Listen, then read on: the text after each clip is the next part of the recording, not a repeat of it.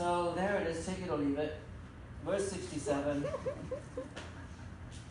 I mean, we're reading a text, you take it or leave it. But one thing we shouldn't do, I suggest, is don't try to make it say something that it's not saying. You can say several things. You can say, I don't agree with it, fine. That's an honest response. You can say, I agree with it, but I'm not ready for it, fine. Honest response. But don't try to make it say something else than what it is saying.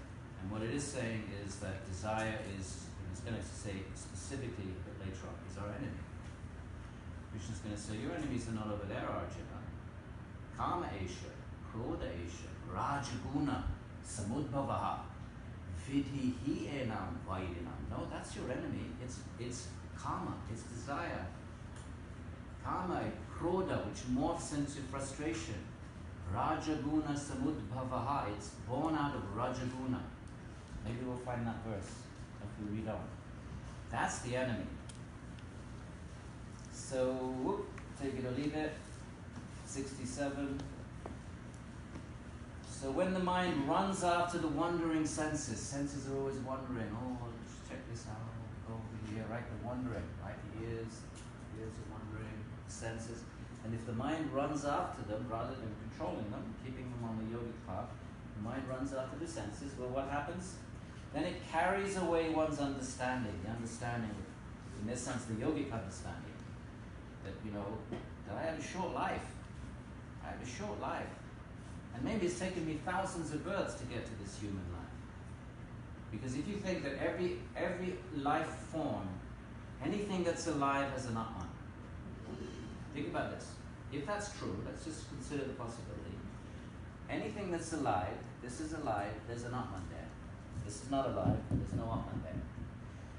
Think of all the life, anything that can live by itself, that has life, has an Atman.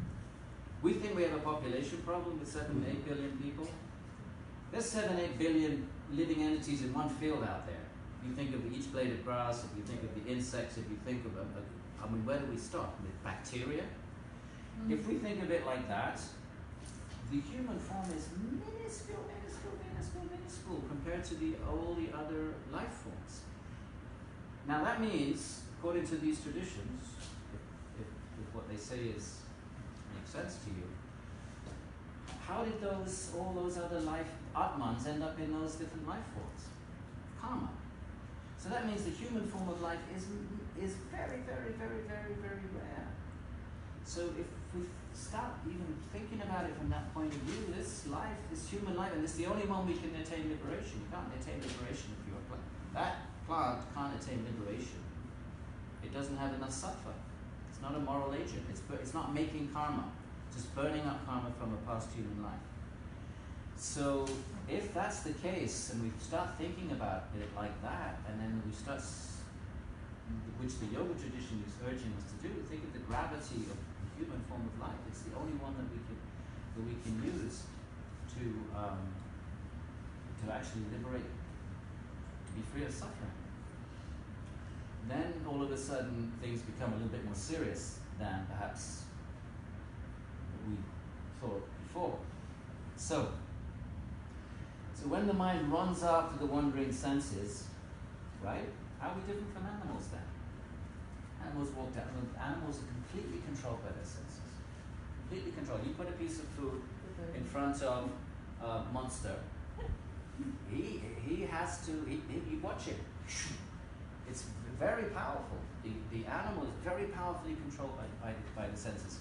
The human can resist. We can say no. Okay, it's bad manners or something, whatever. We have some ability.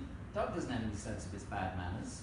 If you offer some to the dog, it's powerful, and therefore they don't make karma. They're not moral agents.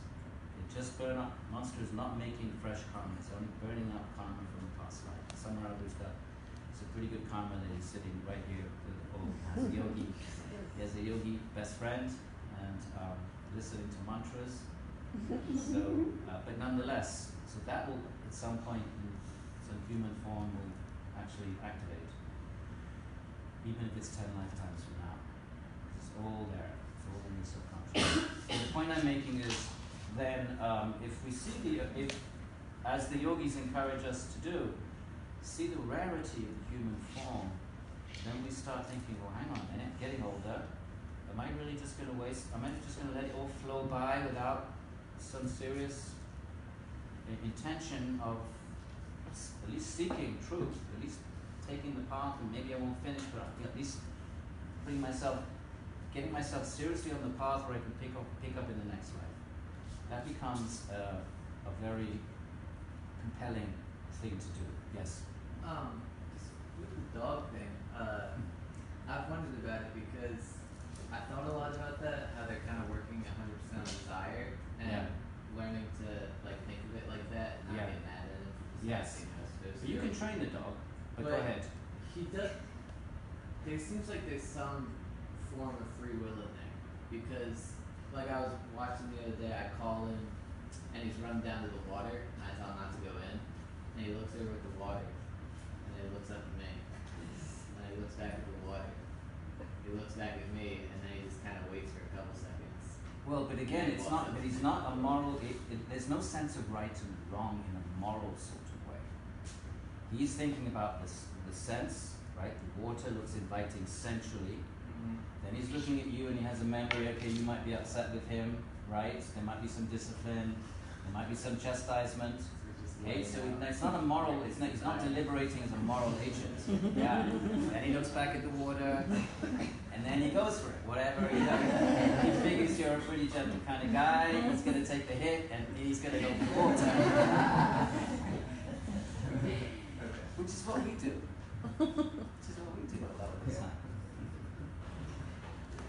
So when the mind runs after the wandering senses, the senses are always wandering. Then it carries away one's understanding. What kind of understanding is he talking about here? Yogic understanding. What's the yogic understanding? Understanding of the self. That I am. Oh, let's keep repeating it. Yeah. Downward dog. Keep doing it. Keep doing it. There's no such thing, okay, this is repetitive. There's no such thing as repetition. It's all repetition. Keeping that samskara in the mind is all repetition. And keeping the teachings flowing in the mind. Flowing in the mind the whole time. That is what a yogi is doing with the mind. It's no magic. It's not magic. Wisdom isn't magic. It's not some mysterious, lofty, it's hard work. It's a practice. And then eventually it becomes the mind. Then it becomes the mind. Then we say this is a wise person. So when the mind runs after the wandering senses, then it carries away one's yogic understanding as the wind carries away a ship on the waters. So the ship could be like this, all of a sudden a gust of wind comes and just pulls the ship away. So now getting back to his question, what was Arjuna's question? How do we know when a wise person? Yeah, whose wisdom stands firm? Let's just check back. Let's go back to 54. How does one describe him who is of steady wisdom? Okay? So now it keeps repeating the refrain. So therefore, Arjuna, the wisdom, so who is this person? How do we recognize in ourselves, first of all, if we have any wisdom at all? The wisdom of him whose senses are withdrawn from the objects of the senses. Take it or leave it, that's the definition of wisdom in this early stage of the Gita. That wisdom stands firm. So how do we recognize freedom of desire? The senses are not constantly pulled all over the place by the latest sensual possibility.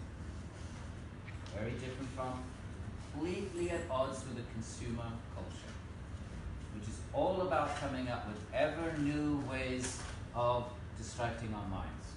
Ever new flavors, Ben and Jerry, right? Every time you go Ben and Jerry, they got some new flavor, right? Raspberry, apple, cinnamon, dog poop, right? I mean, anything, right? Oh, check out dog poop, raspberry, really nice. Right in the mind, it's not inconceivable. Or lizard poop. Sounds exotic, right? And the mind is like, oh, let me check this out. Sounds exotic. That sentence is same in the Yoga Sutra, right? the withdrawal of the objects, all of that. the senses. That's setting. pratyahara, which is the Fifth. fifth limb of yoga. Yeah. Prati Pri, bringing it back. So there we have it. So the wisdom we just did, we read 68. Yep. And then, of course, this doesn't make any sense for somebody in Rajas. Look.